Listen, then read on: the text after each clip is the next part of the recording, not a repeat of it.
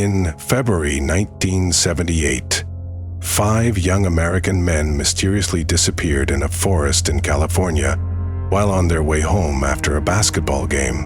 And although the bodies of 4 out of the 5 were found, the case remains a mystery to this day.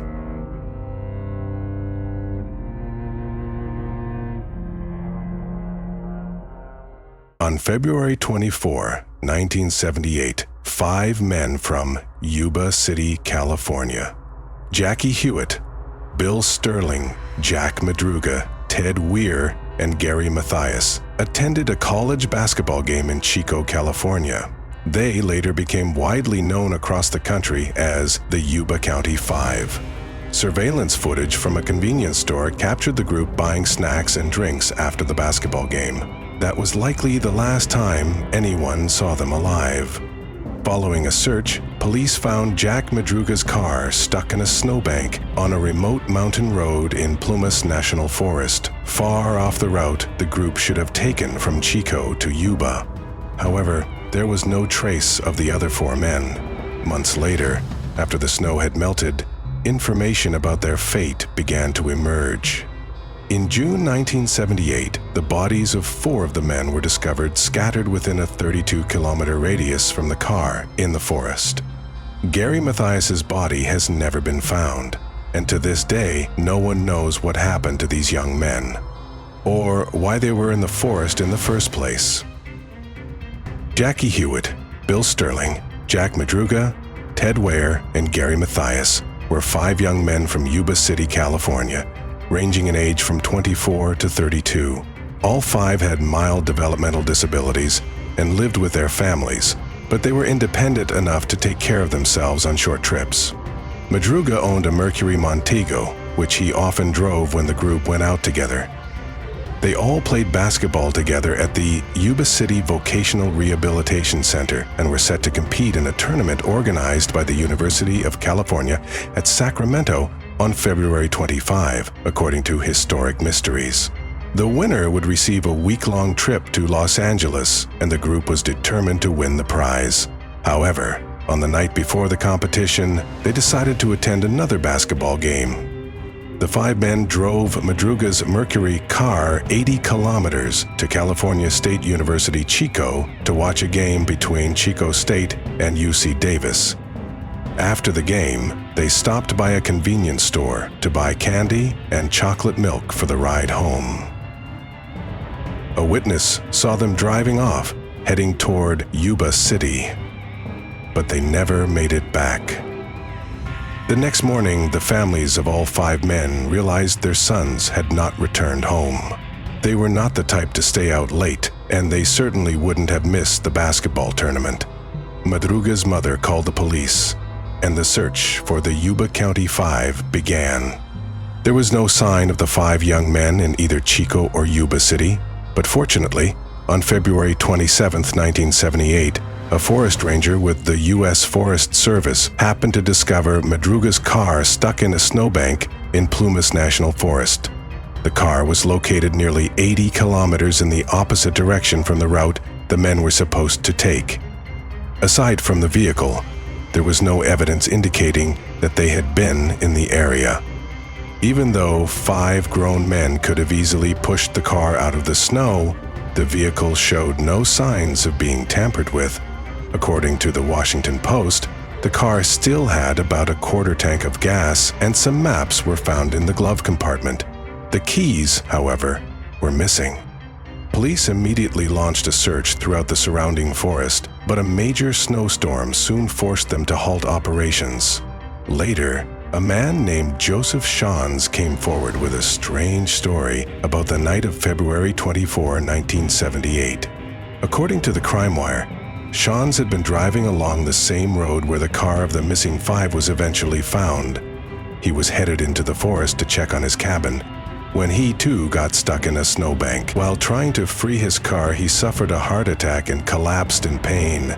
Unable to move, around 11:30 p.m. he saw headlights on the road.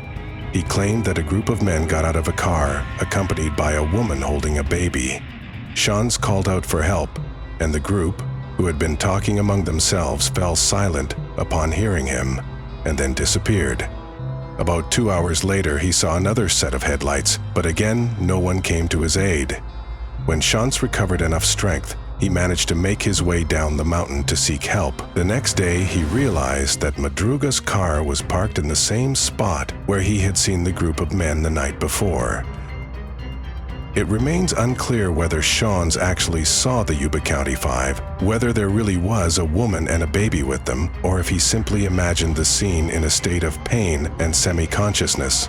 His story only added to the mystery of the case. However, it was the only lead investigators had to work with, at least until the snow began to melt in the spring.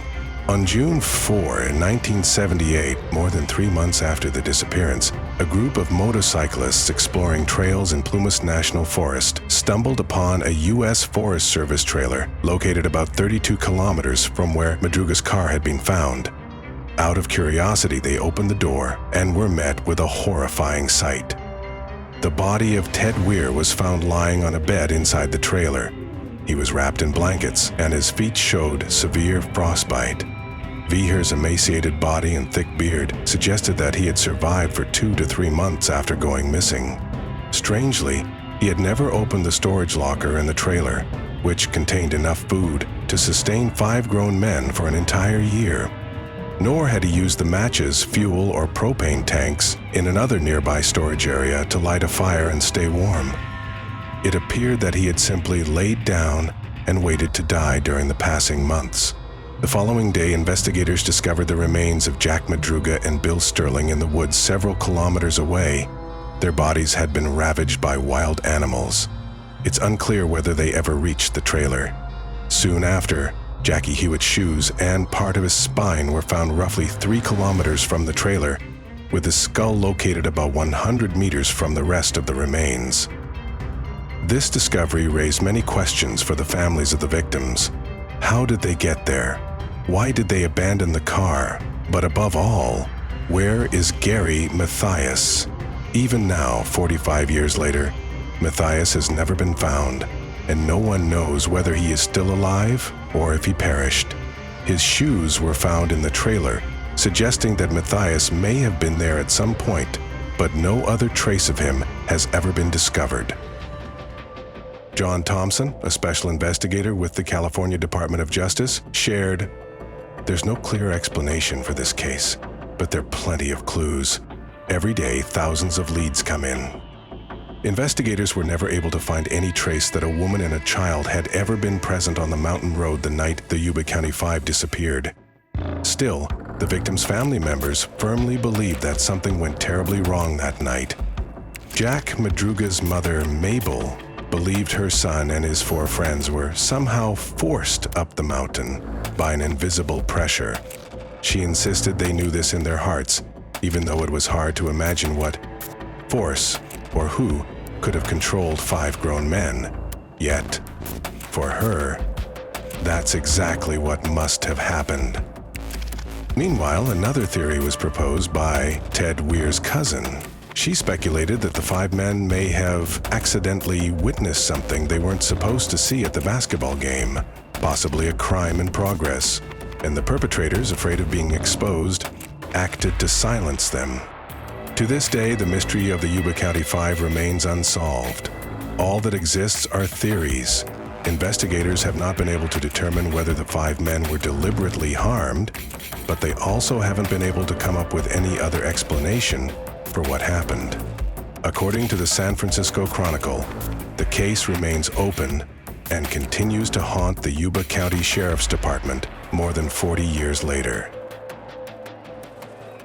More than 4 decades have passed, yet the mysterious disappearance of the group known as the Yuba County Five remains one of the greatest unsolved mysteries in American history.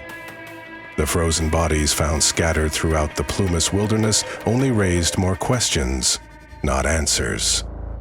No one knows why they drove into the treacherous snow-covered mountains, and no one understands why they abandoned their vehicle and walked for miles through the freezing winter night. Gary Mathias's body has never been found, a fact that continues to fuel chilling speculation. Some believe they were lured, threatened, or accidentally witnessed something they weren't supposed to see. Others think that something or someone has been trying to keep the truth hidden. But to this day, all that exists are scattered fragments of a puzzle that has never been complete. The forests of Pluma still stand, quietly keeping the secrets that may never be revealed.